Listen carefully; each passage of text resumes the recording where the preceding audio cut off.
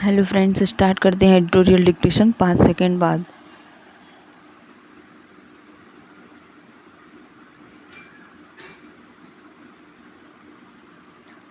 Start. चुनाव परिणामों ने व्यापक राहत दी है। मतदाताओं ने स्पष्ट कर दिया है कि वे राजनीतिक एजेंडे को आगे बढ़ाने वाली किसी भी अनुचित शैली का समर्थन नहीं करेंगे। कई विकासशील देश तानाशाही और पक्षपाती अथवा क्रॉनी पूंजीवाद में फिसल गए हैं, जहां कुछ बड़े व्यापारिक घराने अर्थव्यवस्था के सभी उपकरणों को नियंत्रित करते हैं और राष्ट्र को दीर्घकालीन नुकसान पहुंचाते हैं।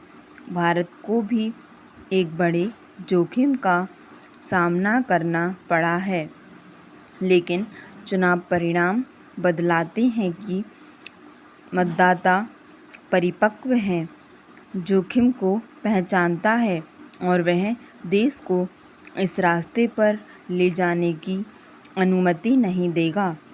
पैरा। चुनाव के बाद सबके मन में बड़ा सवाल है कि अर्थव्यवस्था का क्या होगा। समग्र जीडीपी के संदर्भ में पिछले 2 वर्षों में भारत की अर्थव्यवस्था ने अच्छा प्रदर्शन किया है। 2023-24 में 8.2% की वृद्धि अच्छा प्रदर्शन है। हालांकि जब आप समग्र दृष्टिकोण से हटकर जमीनी स्तर पर देखते हैं तो तस्वीर अलग दिखाई देती है। गरीब और यहाँ तक कि मध्य वर्ग के बड़े हिस्से ने आय में गिरावट देखी है। कॉलेज से नए निकले युवाओं को अभूतपूर्व बेरोजगारी का सामना करना पड़ रहा है और किसान और छोटे व्यवसाय जीविका कमाने के लिए संघर्ष कर रहे हैं। पैरा। हम जीडीपी वृद्धि के समाचार को आम लोगों के आर्थिक संघर्ष के बुरे समाचार के साथ कैसे संतुलित कर सकते हैं। विभिन्न प्रकार के डेटा से हम देख सकते हैं कि यह इसलिए हो रहा है क्योंकि लगभग सारी जीडीपी वृद्धि का लाभ अत्यधिक अमीरों की जेब में जा रहा है। पैरा।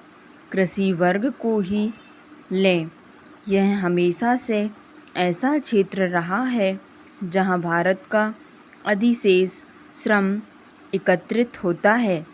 कृषि वर्ग भारत की जीडीपी का लगभग 15% उत्पादन करता है। हालांकि इस क्षेत्र में श्रमिक वर्ग का 40% से अधिक हिस्सा काम करता है, जिसका अर्थ है कि इन लोगों की कमाई अन्य क्षेत्रों के श्रमिकों की तुलना में बहुत कम है। उनके पास कोई विकल्प नहीं है क्योंकि मैन्युफैक्चरिंग और सेवा जैसे क्षेत्रों में पर्याप्त नौकरियां नहीं हैं, जो सत्य है लेकिन व्यापक रूप से ज्ञात नहीं है। वह यह है कि यह समस्या और बदतर हो गई है।